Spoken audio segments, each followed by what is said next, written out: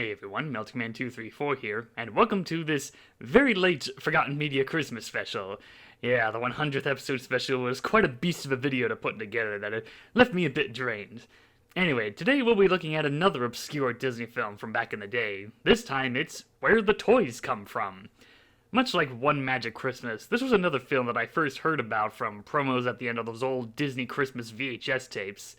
This one always caught my attention for some reason. I guess it's because it was a title in a box instead of just a wall of text like the others. And despite the name of the film, it's not really Christmas themed. But hey, it was always featured on those other Disney Christmas VHS tapes, so that's my excuse.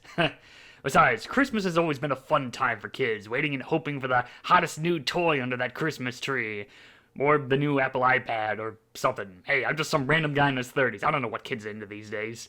So the film starts off focusing on these two wind-up toys, Peepers and Zoom, who are having an existential crisis about where do toys come from. After getting no help from the other toys, they ask their owner Robin about it, and she doesn't know either.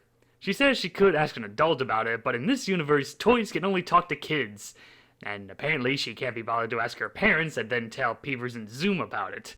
Anyway, Robin suggests that they should go to the toy museum to ask some of the older toys if they know where they came from. So they head over there and meet this puzzle-faced guy who is so pleased to see newcomers that all the old toys have a party. After a pretty lengthy scene of just toys running around and doing stuff, they ask about where do toys come from, and the puzzle guy tells them to look under their bottoms to find the answers. And then... No! It tickles! Oh my, is this really a kid's film? Okay, so what they're actually doing is just looking under the mouse's foot to find where the answer is to their question. Which is odd, since you'd think that Peepers and Zoom would just look under each other's foot instead. Anyway, they see the text Made in Japan, and decide that's where all toys come from. Which is obviously not true, but whatever. So now they want to go to Japan to get the full story. The toy mouse says just to think backwards, and so they practice by walking backwards. Not sure what good that'll do. And then Robin takes them to the toy store, wrapped up in their packages again, puts them back on the shelves, and suddenly they start shaking around and then time starts going backwards. Yeah, apparently these toys can time travel now.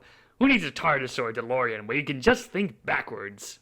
Peepers and Zoom arrive in a warehouse where they meet other toys, which means more filler of toys just walking around. There is this one bit where Zoom gets picked up by a toy with a claw, and you'd think that Peepers would have to go after him and save his friend, but nope, it just abruptly cuts to the next day and they're both fine. So much for tension. After encountering a prototype of Peepers and sneaking out of a business conference room, they're picked up by an employee named Kenji, who somehow can communicate with them. So I guess factory workers are the only adults that can talk to toys. Anyway, they ask him about where toys come from, and he's nice enough to show them around, because it just so happens that he's their designer. After that, the film becomes more like a making-of kind of film, showing off how toys are designed, the blueprints, painting, modeling, and so on, with the occasional bits of the main Peepers and Zoom looking at the process, and some dialogue. There's also this scene where they meet a computer toy, but all it does is just look and mimic what Peepers says. Well, this was from the 80s, so I guess it was a little showcase of how computers will be the future of technology, or something like that.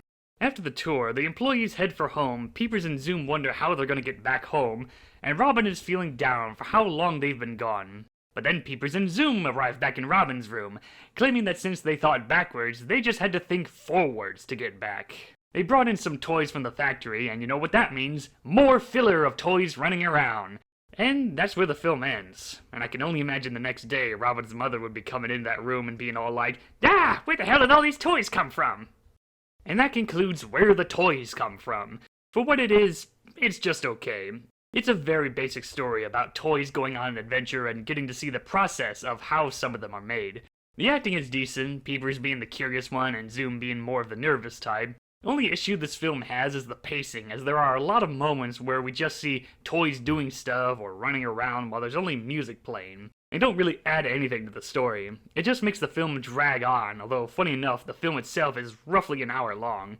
Even so, I feel like they should have trimmed those scenes down and make it into more of a half-hour special, maybe 40 minutes tops. I only recommend this film out of curiosity, or if you're just in the mood for some eye candy and watching a lot of really old wind-up toys doing stuff. As for availability, the film has been released on VHS and DVD, but surprisingly, it's nowhere to be found on the Disney Plus streaming service. Well, then again, I'm sure you can find it floating around on the internet somewhere. Well, that wraps up this episode of Forgotten Media. So this is Melting Man 234 signing out. All the cards go cha-cha-cha.